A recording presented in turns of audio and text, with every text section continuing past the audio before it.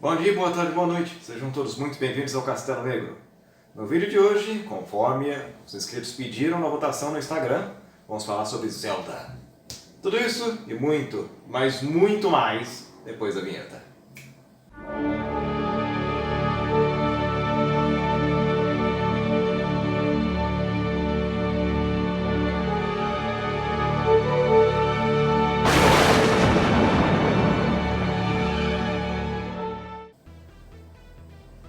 Gambara, quem não é inscrito no canal, já vem morar aqui conosco.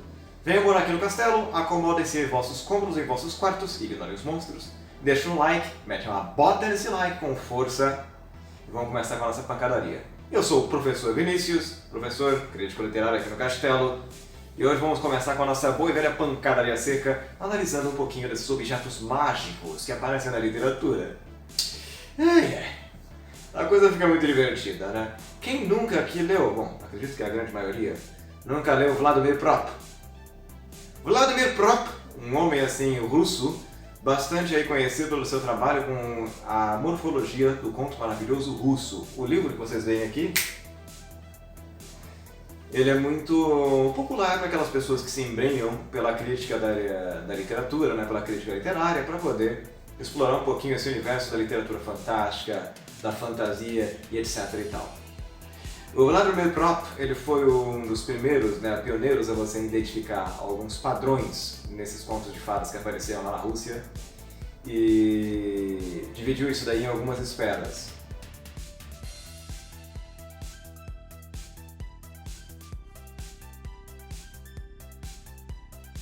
Sempre aqueles mesmos aspectos. Eu li o livro digital, confesso, achei uma leitura bastante interessante para poder me aprofundar nesse sentido.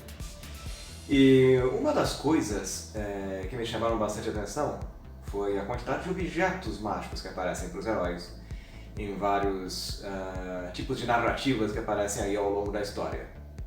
E o jogo da série Zelda não seria diferente. Mas vamos lá, né? Pensando em fazer esse paralelo aqui com a literatura hoje, dos objetos mágicos das narrativas mais antigas com os jogos da série Zelda, eu gostaria então de começar apresentando então para os inscritos, para aqueles que não conhecem, um pequeno histórico desses jogos da série Zelda. Para quem não sabe, né, nós temos um herói, o Link, que ergue uma espada mágica e coleta uma série de outros itens como bombas, arcos e flechas, assim como aquelas carteiras maiores ou menores, alguns vidros, alguns tipos de magia, o estilingue, escudos de todos os tipos.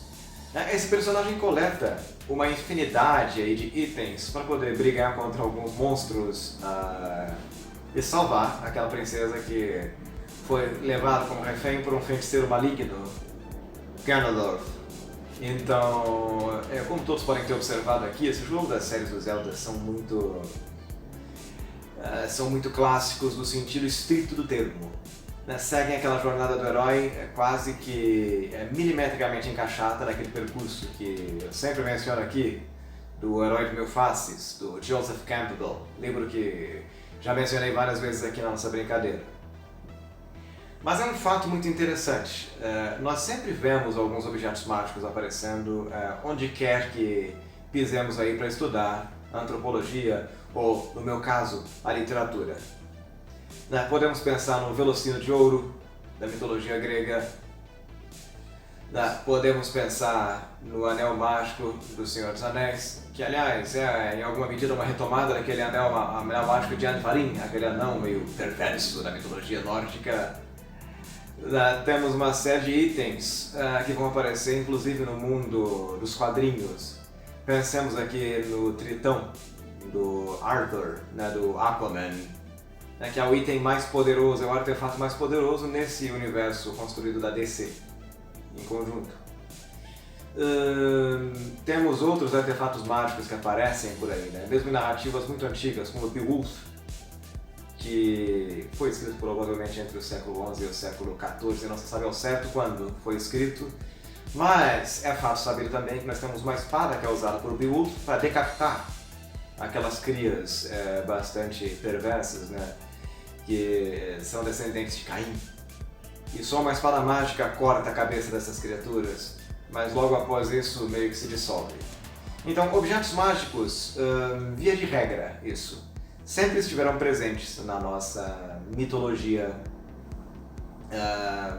pensando aqui na humanidade. Sempre foi uma realidade e por isso que esse aspecto, né, objetal fazia parte de todo esse jogo de análises que o Vladimir Prop levantava nessa morfologia do conto maravilhoso. Mesmo porque nos contos de fadas nós temos uma série de objetos mágicos que vão aparecer. Podemos pensar em um exemplo bastante cretino aqui, o espelho mágico da Branca de Neve, daquela feiticeira má. É um objeto usado para propósitos malignos, digamos assim. Mas ainda assim não muda o fato de que é um objeto mágico, sempre presente na literatura ao longo da história e de maneira bastante peculiar. Cada cultura desenvolveu seus objetos mágicos aí, de suas formas, e alguns são até bastante significativos na nossa cultura. Por exemplo, a lenda do Santo Graal, que está aí bastante conectado também com a lenda do Rei Arthur. E aquela espada, não é? Que ela é importante para a nossa discussão do jogo do Zelda hoje também, né? Que é aquela espada que, tirada da pedra, torna aquele rei legítimo e digno daquele trono.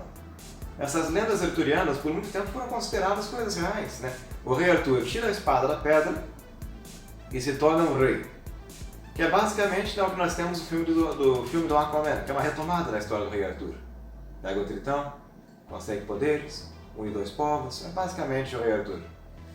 Então, objetos mágicos estão aí por toda parte. E foi bastante chocante para mim, né, quando eu era mais jovem, mais precisamente em 1998, né, quando eu observei esse jogo. Lógico que naquela época eu não tinha essa capacidade de analisar as coisas como tem hoje, né? Eu era um moleque bem jovenzinho. Mas hoje em dia, pensando nesses paralelos com a literatura bastante mitológica e desses heróis da antiguidade, tanto da mitologia grega quanto de outras culturas, vê-se assim muito claramente que nesses jogos o herói lendário, o Link, que tem que passar por toda essa aventura muito louca, ele vai depender de alguns objetos mágicos para poder concretizar sua missão. A história do jogo é relativamente simples nessa primeira aparição. Nós temos um herói que busca salvar todo um reino, resgatando aquela princesa que foi sequestrada por um feiticeiro mau. Só que nesse percurso, o herói precisa pegar vários itens.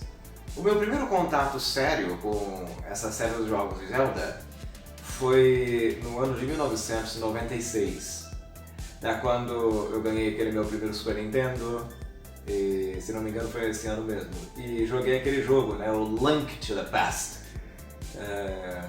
um link com o passado, eu acredito que seja essa tradução aproximadamente no português, naquela época não tínhamos traduções.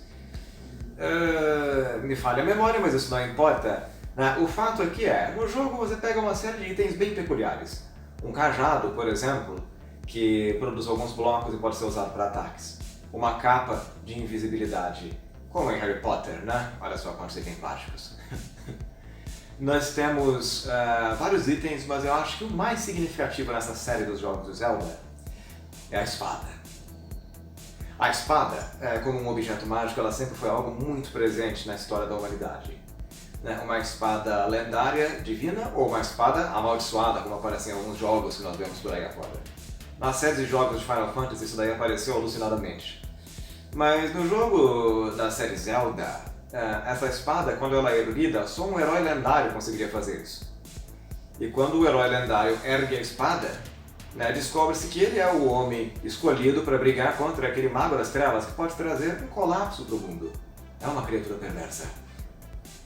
Posteriormente, quando joguei aquele jogo da série Zelda, isso foi em 1999, Faz só 22 anos.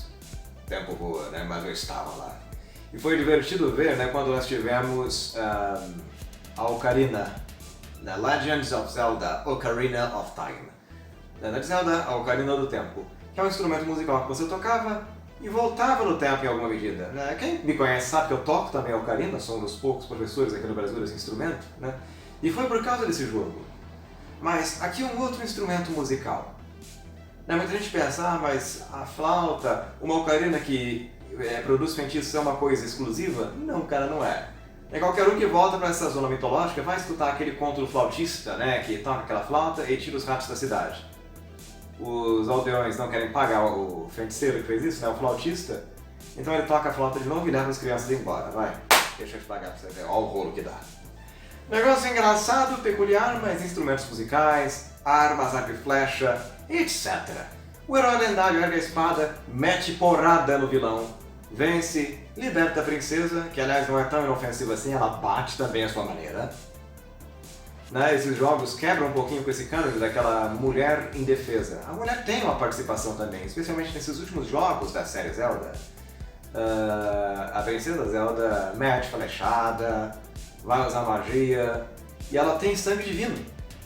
Então, de novo, né, temos mais um pequeno contato aqui com essas narrativas mitológicas, né? Esse herói, no caso essa heroína também em alguma medida, que recebe sangue de deuses e por isso tem alguns poderes a mais. Naquela versão agora do Nintendo Wii, eu joguei aquele Skyward Sword, né? Ele mostra essa questão da origem dos atos heróicos, o Link aparece e aquela espada ela é retirada depois de uma dormência muito grande, então é uma história que mostra um pouco dessa origem. Skyward Sword. É um jogo muito parecido com os demais nesse sentido, né? Porque busca mesmo uma compilação de itens, de acessórios, de materiais, não é que leva a pessoa, que leva esse herói a se amadurecer a ponto de se fortificar o suficiente para descer porrete no vilão final.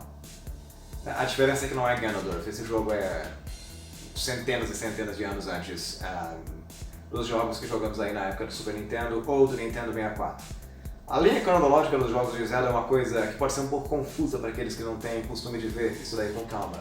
Foi por essa razão que comprei aqueles dois livros. Aliás, vou pôr uma foto deles aqui para vocês darem uma olhada. Esses livros são os que eu tenho aqui na minha coleção, só que são um pouco pesadinhos, por isso que eu não trouxe aqui para o vídeo. E a coisa é bastante divertida, né, quando nós vemos essas relações históricas acontecendo. Né? Aquelas luvas que dão a força de um titã, o cajado que produz blocos para ele se transportar, a capa de invisibilidade, a espada mágica, um espelho que faz sua forma voltar ao normal. Né? Podemos pensar numa flauta de barro, uma ocarina que volta ao tempo. Né? Todos itens mágicos que estão amplamente relacionados com várias narrativas do passado. Caros, surpreendentemente, os jogos de videogame do tipo do Zelda têm um pé assim muito pesado na história literária principalmente, né? Tem uma grande semelhança com narrativas literárias lá da antiguidade, isso daí vem da Grécia Antiga. Desde que o mundo é mundo essas coisas acontecem, e os jogos da série Zelda são uma sequência disso. Divertido, né? Bom, por hoje basta, vou deixar esse vídeo por aqui para vocês se divertirem um pouquinho. Nos vemos na semana que vem com mais um episódio do Castelo Negro, essas análises fantabulosas. Semana que vem tem Silent Hill. Venham preparados para uma coisa bastante sombria. Né? E vamos fazer uma análise de literatura comparada. Por hoje basta e cata apenas.